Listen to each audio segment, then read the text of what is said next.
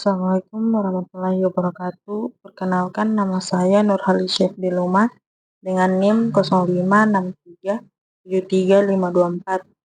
Di sini saya akan mempresentasikan tentang identifikasi karakteristik guna lahan dan kegiatan di Kota Bandung. Oke, baik. Pertama-tama teman-teman, di sini kita semua tahu bahwa sebuah kota berkembang melalui pertumbuhan penduduk dan perubahan kebutuhan ruang. Setiap aktivitas baru yang muncul akan mengubah pola pemanfaatan lahan, sehingga struktur ruang kota ikut mengalami penyesuaian. Selanjutnya, transformasi kota. Transformasi kota menunjukkan perubahan bentuk ruang, pola aktivitas, dan fungsi bangunan dari waktu ke waktu. Perubahan ini biasanya dipengaruhi oleh ekonomi, sosial, teknologi, dan perkembangan budaya masyarakat. Dan konsep Tucídides 1968 melihat kota sebagai sistem yang terdiri dari manusia, masyarakat, alam, jaringan, dan bangunan. Setiap unsur saling berinteraksi sehingga perubahan pada satu bagian dapat memicu perubahan pada bagian lainnya. Dari konsep tersebut, kita bisa melihat bahwa pertumbuhan kota terlihat dari peningkatan jumlah penduduk, perluasan kawasan terbangun, serta meningkatnya kebutuhan fasilitas dan ruangan baru. Semakin tinggi aktivitas, semakin besar tekanan terhadap lahan kota. Lalu, perubahan fungsi ruang muncul karena kebutuhan ekonomi, pola hidup, dan tekanan pembangunan. Fungsi lama sering digeser oleh aktivitas baru yang dianggap lebih menguntungkan atau lebih dibutuhkan. Adapun pendominasian fungsi lahan, di mana beberapa fungsi lahan biasanya mendominasi kawasan perkotaan, seperti permukiman, perdagangan, jasa, industri, dan fasilitas umum. Baik teman-teman, dari tiga hal tersebut yaitu pertumbuhan kota, perubahan fungsi ruang, dan dominasi fungsi lahan, yang nantinya akan mengakibatkan kota sebagai ruang aktivitas, di mana kota tidak hanya kumpulan bangunan, tetapi ruang hidup yang diisi beragam aktivitas masyarakat.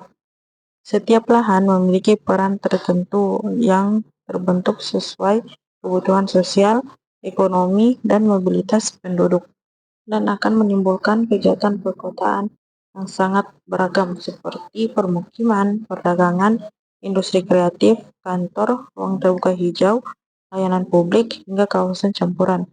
Setiap kegiatan memberi warna berbeda pada tatanan ruang kota. Baik, selanjutnya kita akan membahas tentang fokus Kota Bandung.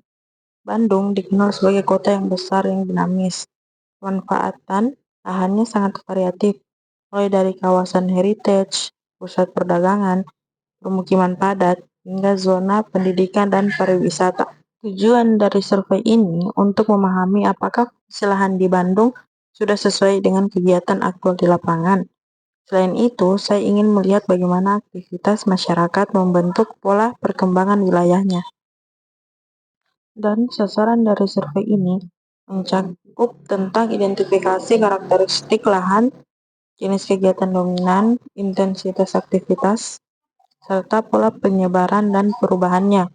Hal ini membantu memahami dinamika ruang di tingkat kawasan, sehingga keluaran survei yang menghasilkan gambaran deskriptif mengenai kondisi lahan, jenis kegiatan, perubahan fungsi ruang, dan kecenderungan perkembangan aktivitas.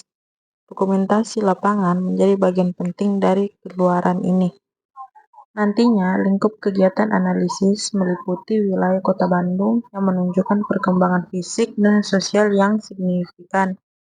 Area ini mencerminkan bagaimana masyarakat memanfaatkan ruang untuk berbagai kepentingan. Pada survei kali ini, saya menggunakan pendekatan kualitatif, yaitu mengamati langsung kondisi lapangan, mencatat aktivitas, dan menginterpretasikan fungsi ruang.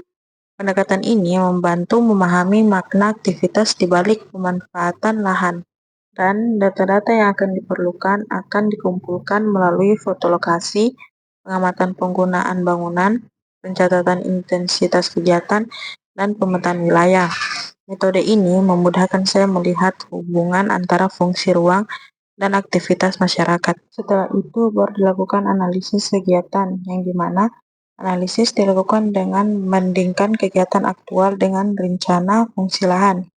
Saya menilai kesesuaian intensitas serta arah perkembangan kegiatan yang terjadi di lapangan.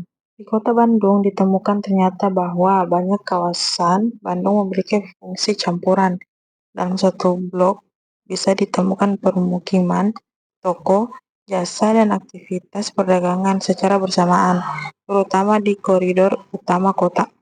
Dari survei ini, kita bisa melihat beberapa tantangan Kota Bandung yang akan muncul nantinya, seperti perubahan fungsi lahan yang tidak sesuai rencana, kepadatan tinggi, serta konflik pemanfaatan ruang.